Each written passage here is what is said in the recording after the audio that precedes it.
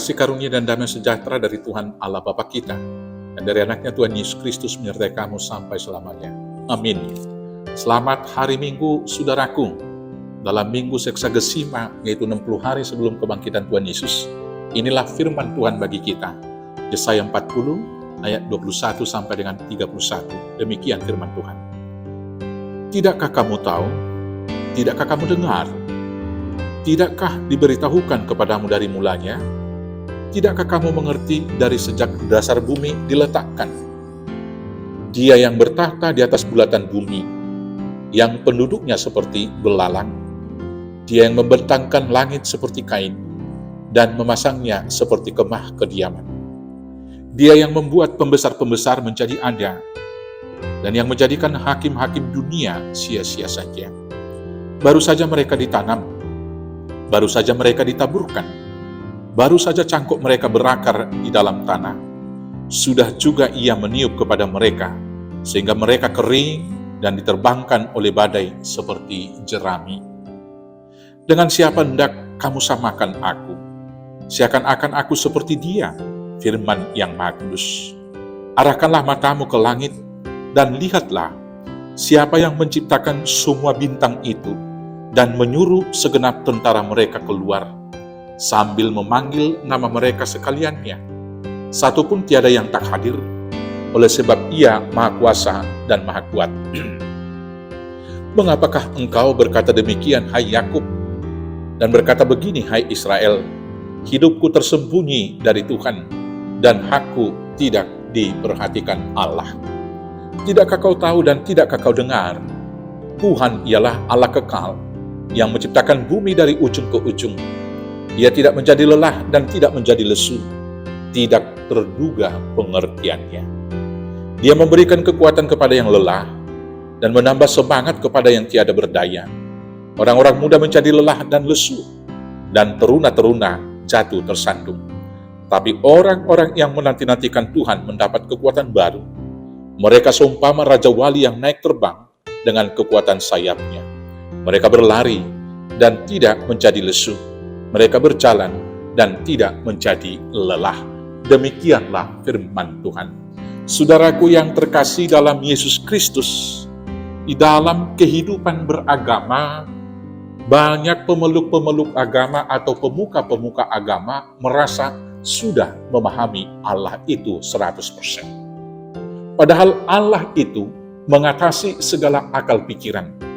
Allah itu di atas segala pengertian dan pengetahuan, sehingga sesungguhnya manusia tidak dapat merumuskan pikiran Allah. Manusia itu hanya mau diinginkan oleh Allah mengikutkan konsep, pikiran, dan aturan yang telah diberikan oleh Allah kepada mereka. Tapi dalam praktek kehidupannya, masih saja ada umat-umat yang mencoba merumuskan Allah itu seperti apa, merumuskan pikiran Allah itu seperti apa, dan kemudian merumuskan apa yang sebaiknya dilakukan dalam praktek kehidupan beragama. Sehingga terjadilah bias dan penyelewengan. Fanatisme dianggap sebagian daripada iman, padahal iman seharusnya mendekatkan diri kepada Tuhan dan membawa pertumbuhan, membuah-buahkan, yaitu buah rohani. Nah, dalam prakteknya, bila fanatisme kemudian yang menonjol dan didahulukan, yang ada adalah cinta yang berlebihan dan pembenaran diri akan agama sendiri, dan kemudian dalam tindakan terhadap orang lain gagal melakukan perintah daripada agamanya sendiri, perintah dari Tuhan, mengasihi sesama seperti diri sendiri. Dalam fanatisme yang terjadi adalah membenci orang dan bahkan mau membunuh dengan alasan iman percaya. Sementara substansi daripada ajaran tidak pernah dianjurkan untuk membunuh siapapun. Demikian juga misalnya dalam perjalanan kehidupan kepribadian. Bisa saja orang merumuskan bahwa Allah tidak mendengar, Allah tidak peduli, karena dia punya konsep sendiri tentang Allah. Dan dalam konsep itu, keinginannya dan pikirannya yang didahulukan. Saudara-saudaraku, dalam praktek kehidupan sering sekali kita seperti penyembah berhala. di mana penyembah berhala itu sebetulnya membentuk berhala itu sesuai dengan imajinasi dan pikirannya sendiri, membuat patung itu atas kreasi yang membuatnya. Dan Allah yang demikian bukanlah Allah yang berdaya, tapi Allah yang kita sembah adalah Allah yang menciptakan bumi dari ujung ke ujung. Allah yang memanggil semua ciptaan itu dengan nama-namanya, dan tak satu pun yang tak hadir. Allah itu adalah Allah yang maha mengetahui, bahkan sehelai rambut di kepala kita juga diketahuinya. Apabila kita dalam praktek agama mendahulukan konsep berpikir kita, maka kita akan kelelahan, jatuh kepada frustasi dan keputusasaan dalam praktek keagamaan kita, sehingga beragama menjadi kejam, tidak menjadi gembira, dan tidak hidup dalam cinta kasih, dan tidak hidup dalam perdamaian.